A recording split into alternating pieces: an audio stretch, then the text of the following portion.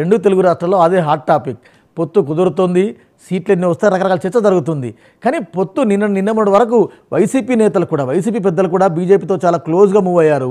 కానీ pole time వచ్చేసరికి చంద్రబాబు పొత్తు కోసం ఇవన్నీ ఓవరాల్గా ఇలా చంద్రబాబు టూర్ని ఎట్లా చూస్తారు మీరు? నేను అనుకోవడము బీజేపీ వాళ్ళు అధిష్టాన వర్గం పిలిచింది, ఈయన పోతున్నాడు కాబట్టి డెఫినెట్గా పొత్తు ఉంటుంది అని అభిప్రాయం. పొత్తు ఉండకుండా ఉండేట్టుకంటే వాళ్ళు పిలిచిండే వాళ్ళు కాదు, ఈయన పోయిండేవాడు కాదు, కాబట్టి డెఫినెట్గా పొత్తు ఉంటుంది. సరే, ఆ పొత్తు నేపథ్యంలో ఎన్ని సీట్లు ఎక్కడ అనేది అది మళ్ళా నిర్ణయం తీసుకోవాల్సి వస్తుంది. ఇక్కడ ఎందుకు ఈ పరిస్థితి వచ్చిందంటే ముందు బీజేపీ యాంగిల్ చూస్తాం. బీజేపీ యాంగిల్ చూస్తే బీజేపీకి సంబంధించి రాష్ట్ర నాయకుల్లో ఆల్మోస్ట్ 90% వచ్చేసి పొత్తు కావాలనుకుంటున్నారు. ఇది ఎంపీ సీట్లకు కంటెస్ట్ చేయాలా అనుకునే నాయకులు, ఆ స్థాయి స్టేచర్ ఉండే వాళ్ళందరూ సొంతంగా పోతే డిపాజిట్లు పోతాయి, పొత్తు పెట్టుకుంటే కొన్ని సీట్లు గెలుస్తాము అనే అభిప్రాయం వీళ్ళు వెలిపించారు. అధిష్టాన వర్గం కూడా దాన్ని నిజమని నమ్ముతా ఉంది, ఎందుకంటే సొంతంగా పోతే డిపాజిట్ రావు అనేది తెలుస్తుంది.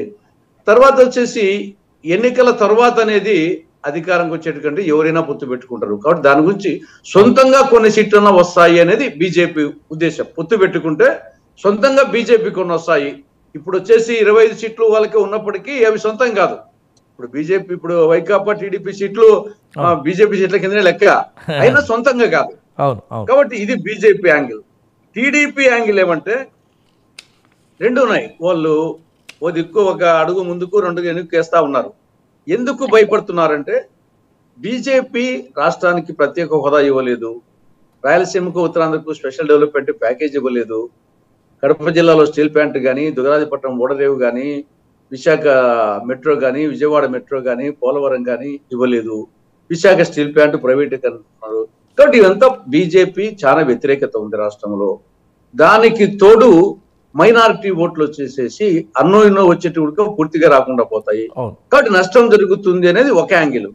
కానీ రెండవది జగన్ యొక్క దౌర్జన్యాన్ని, వైకాపా దౌర్జన్యాన్ని, ఆర్థిక బలాన్ని దాన్ని ఎదుర్కోవాలంటే మన శక్తి చాలదేమో, బీజేపీకి బలం లేకుండా కేంద్రంలో అధికారంలో ఉంది కాబట్టి అది ఉపయోగపడుతుందేమో అని చెప్పేసి ఒకటి. అదే విధంగా ఐటీ దాడులు, ఈడీ దాడులు ఇటువంటి వచ్చేసి తమ మీద లేకుండా ఉండేదాని కోసము, ఆయన మీద కూడా కేసులు ఉన్నాయి కాబట్టి, ఈయన కేసు, జగన్ మీద కేసులు ఉన్నాయి, చంద్రబాబు మీద కేసులు ఉన్నాయి కాబట్టి దానికోసం వచ్చేసి ఆ బేరీజు వేసుకునే నేపథ్యంలో బహుశా ఆల్రెడీ డిసైడ్ అయింది కాబట్టి అక్కడికి పోయేదానికే. దానికి తోడు మూడవది జనసేన వచ్చేసి పొత్తు కోసం తహతహలాడుతా ఉంది, అది ఆల్రెడీ ఎన్డీఏలో ఉన్నా అంటుంది కాబట్టి ఇక్కడ టీడీపీ జనసేన పొత్తు ఉంది కాబట్టి జనసేన బీజేపీతో పొత్తు పెట్టుకుంటామని టీడీపీ అడుగుతా ఉంది కాబట్టి జనసేన అభిప్రాయం కూడా కొంత వెలుగువాల్సింది. కాబట్టి ఓవరాల్ గా చంద్రబాబు నాయుడు అటు ఇబ్బంది పడుతూనే ఇది పొత్తుకు పోతున్నాడు.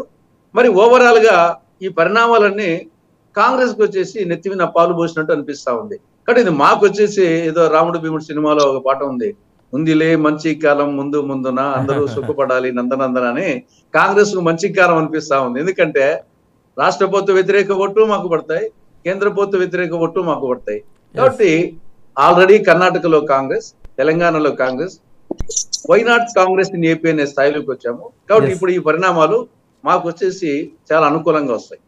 కాంగ్రెస్ పార్టీ ఇప్పుడు షర్మిల రూపంలో అసలు చాలా అండర్ కరెంట్ అండర్ గ్రౌండ్ అంటున్నారు. 1% ఉన్న ఓట్స్ దాదాపు 8 to 9 వరకు వెళ్ళింది అంటున్నారు. చూద్దాం ఏం జరుగుతుంది, ఏం గత అన్నది.